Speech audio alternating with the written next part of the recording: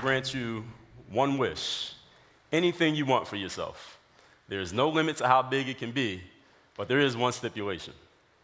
Whatever you choose, it must be both internal and intangible. I'm not giving away any new cars or houses, no Brazilian butt lifts or nose jobs. What do you choose?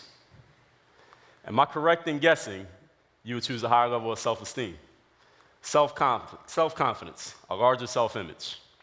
Why is this? Because we all know that if we get control of this one internal trait, we can get anything we want on the outside. So knowing this, and knowing that you don't need a magic genie to raise your level of confidence, do you have your highest level right now? And if not, what's stopping you? I posed this question to a live stream video chat of 385 people, and there were 4 specific answers that came up over and over again. One was, I'm not good enough yet. Dre, if I was better at what I'm doing, then I'd be comfortable having more confidence. Another was inconsistency. Some days I feel good in my confidence, some days I feel like I can get things done, other days I feel like I can't do anything and I never will be able to. The third was a fear of failure. My confidence is at a certain level right now.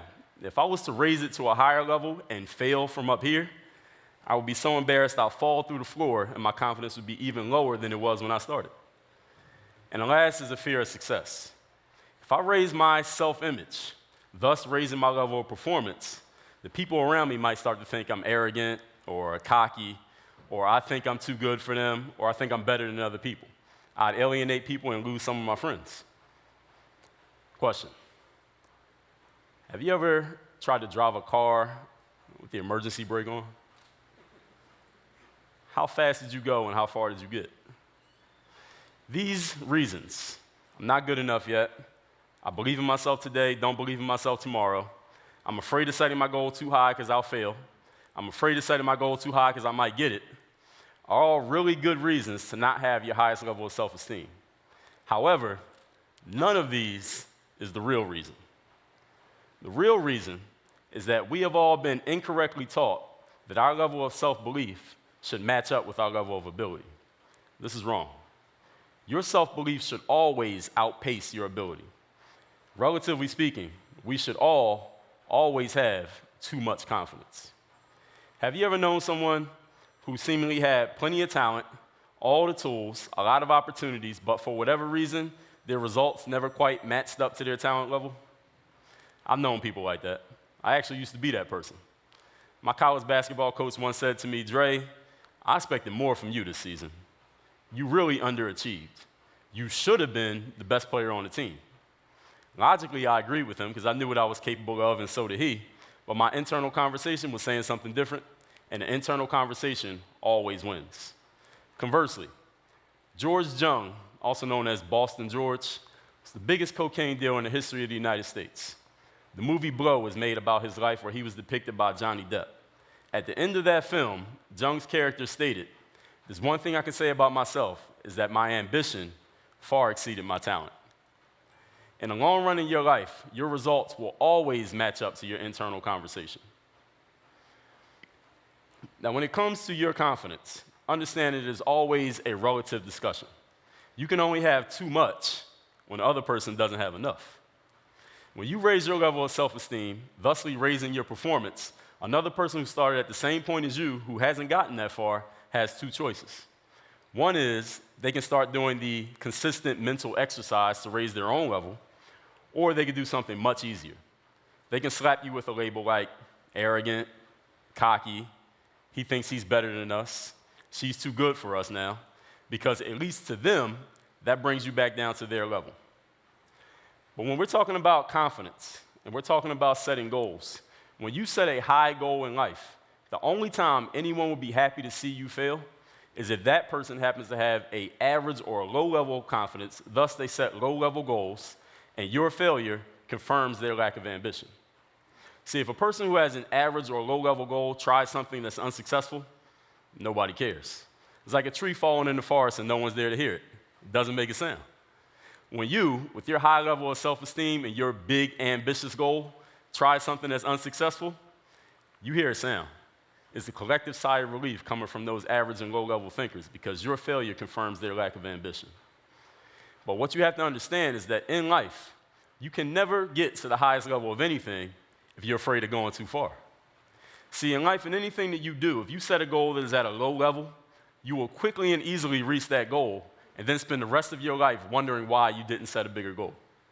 When you set a goal that's at an average or moderate or the normally accepted level, you'll struggle half of your life trying to attain it and the other half of your life trying to maintain it. And when you set a goal that is super high and super ambitious, you will either reach it or get damn close to it in the long run, simply because there is no competition. Most people are either afraid of setting a goal that is really high because they're thinking about what someone else would think or say about them, or what would happen if they failed, or what would happen if they succeeded. They don't believe they're good enough to do it yet because they falsely believe you have to be good before you start believing in yourself, or they're completely oblivious to the possibilities available to them. And this is all due to the mental conditioning we've been subjected to for our entire lives. Basketball Hall of Famer Larry Bird came into the NBA the same year as his friend and rival Magic Johnson. At the end of their careers, Larry once stated, "When I came into the NBA, my goal was to earn $1 million. Magic's goal was to earn $100 million. The happy ending is we both reached our goal." Understand that confidence, unlike money, is not an object to be attained, but rather a practice. And just like training for a sport or studying for school, the more you practice, the more results you get. In my background as a pro athlete, I get a lot of young athletes who come to me and say, "Dre, well, how long will I have to practice?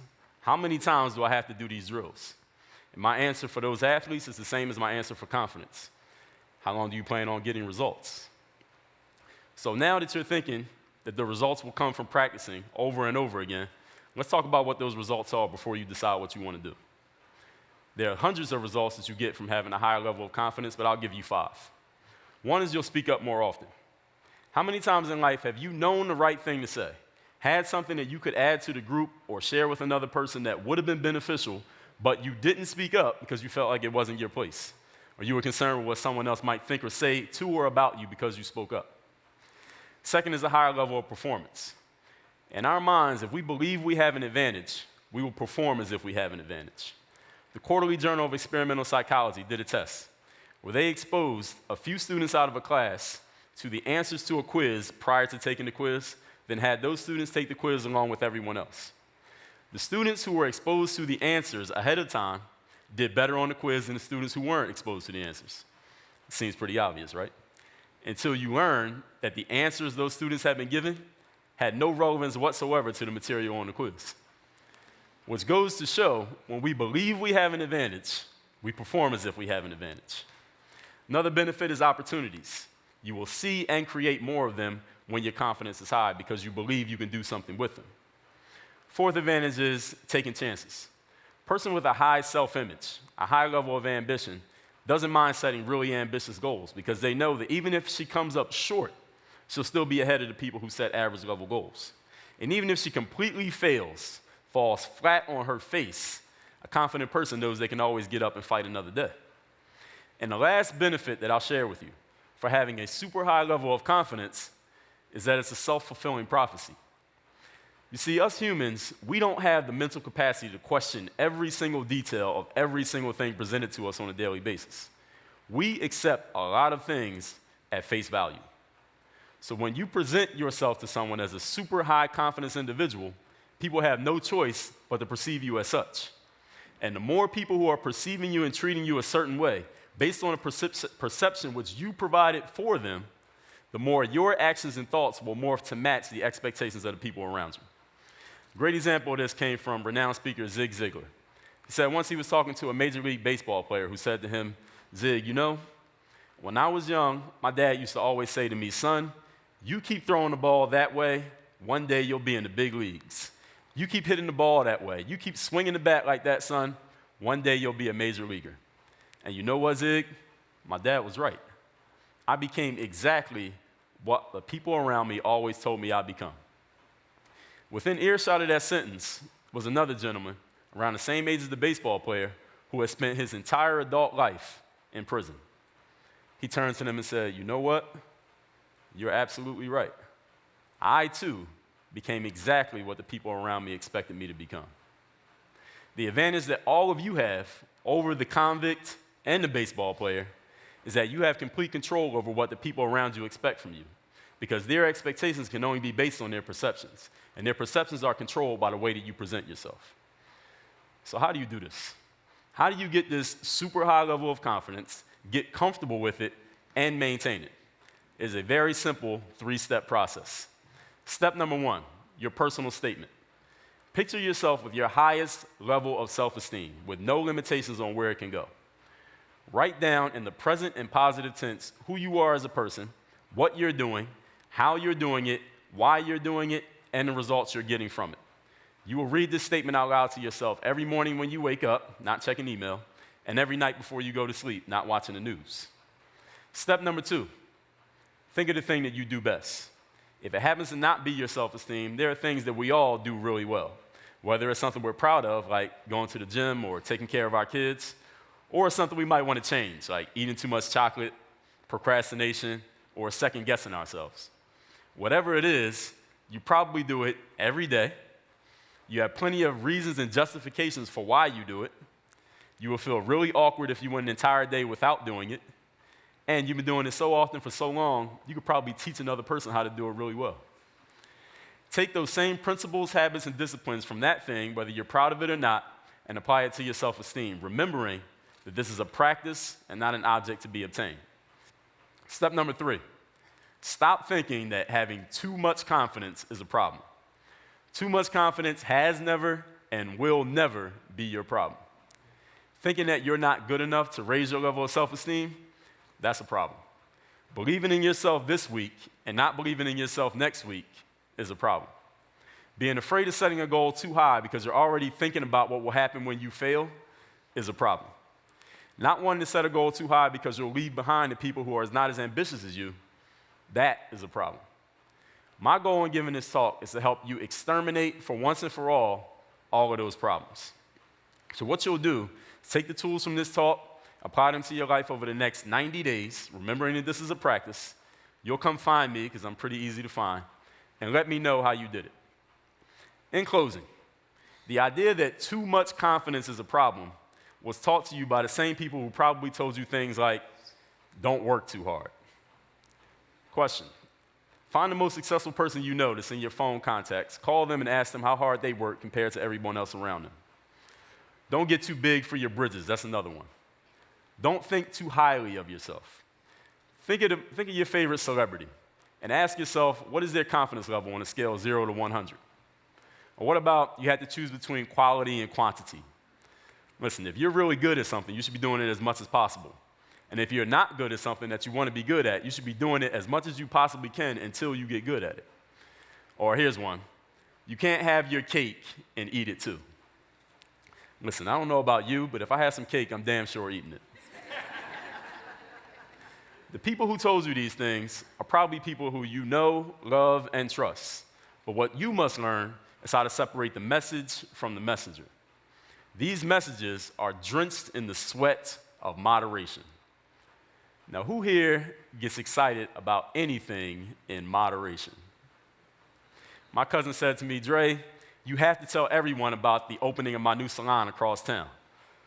And why would I do that? Because I personally guarantee, Dre, that anyone who walks into my salon will walk out of there feeling moderately attractive or their money back. Anyone who wants tickets to that grand opening, meet me outside. Ladies and gentlemen, you've suffered enough from this false programming that too much confidence is somehow, some way, a problem that you must avoid. From this point forward, even though it wasn't your fault and it is now your responsibility, I command you to give yourself permission to go too far. Work on your game. Thank you.